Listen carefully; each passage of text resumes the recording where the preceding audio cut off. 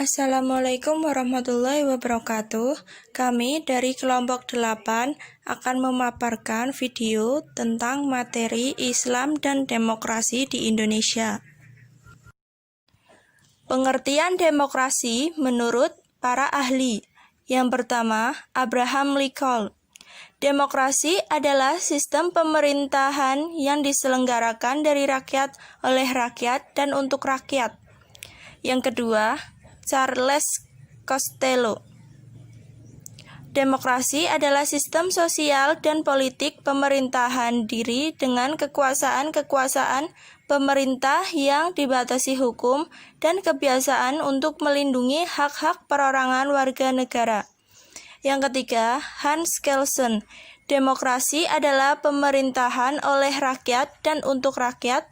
Yang melaksanakan kekuasaan negara ialah wakil-wakil rakyat yang terpilih, di mana rakyat telah yakin bahwa segala kehendak dan kepentingannya akan diperhatikan di dalam melaksanakan kekuasaan negara. Yang keempat, Merriam. Demokrasi dapat didefinisikan sebagai pemerintahan oleh rakyat, khususnya oleh mayoritas, pemerintahan di mana kekuasaan tertinggi tetap pada rakyat dan dilakukan oleh mereka baik langsung atau tidak langsung melalui sebuah sistem perwakilan yang biasanya dilakukan dengan cara mengadakan pemilu bebas yang diadakan secara periodik. Rakyat umum khususnya untuk mengangkat sumber otoritas politik. Tiadanya distingsi kelas atau privilege berdasarkan keturunan atau kesewenang-wenangan. Selanjutnya, Islam dan demokrasi di Indonesia.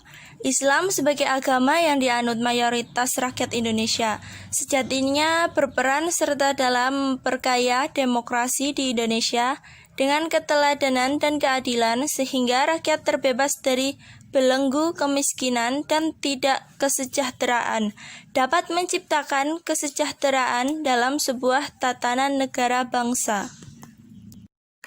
Demokrasi dalam Islam. Demokrasi Islam adalah ideologi politik yang berusaha menerapkan prinsip-prinsip Islam ke dalam kebijakan publik dalam kerangka demokrasi. Demokrasi dalam perspektif Islam meliputi Asyura, Al-Musawah, Al-Adalah, Al-Amanah, Al-Masuliyah, dan Al-Huriyah. Yang pertama, Asyura.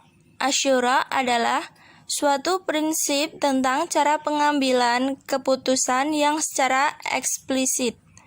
Yang kedua, Al-Musawah adalah kesejajaran, egaliter, artinya tidak ada pihak yang merasa lebih tinggi dari yang lain sehingga dapat memaksakan kehendaknya. Yang ketiga, Al-Adalah, artinya dalam menegakkan hukum termasuk rekrutmen dalam berbagai jabatan pemerintahan harus dilakukan secara adil dan bijaksana, tidak boleh kolusi dan nepotis. Yang keempat, Al-Amanah adalah sikap pemenuhan kepercayaan yang diberikan seseorang kepada orang lain. Dalam konteks kenegaraan, pemimpin atau pemerintah yang diberikan kepercayaan oleh rakyat harus mampu melaksanakan kepercayaan tersebut dengan penuh rasa tanggung jawab. Yang kelima, Al-Masuliyah adalah tanggung jawab, yaitu amanah yang harus dipertanggungjawabkan di depan rakyat dan juga amanah yang harus dipertanggungjawabkan di depan Tuhan. Yang keenam, Al-Huriyah adalah kebebasan, artinya bahwa setiap orang, setiap warga masyarakat diberi hak dan kebebasan untuk mengekspresikan pendapatannya.